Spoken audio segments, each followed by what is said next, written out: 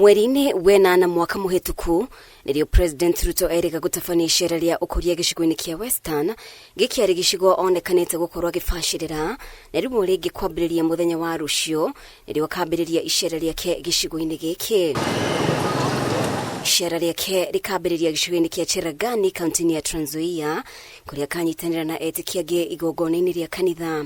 Leo nona gukiri uguo icera ria President riroka thiku igiri tu thutha wa kiama kia UDA rungu rwa kena kiama kia ANC rungu rwa Musalia Mudavadi kunyitana na guthondeka ngwataniro ya United Democratic Alliance UDAP. We are extremely happy as the UDA party that finally we've come to the end of this process.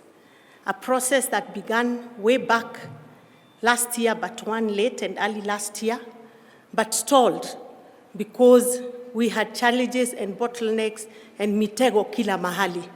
But because of our new deputy party leader, His Excellency the Deputy President, when he came in, he ensured he opened up that process, unlocked and took care of every mitego and ensured that we are here today.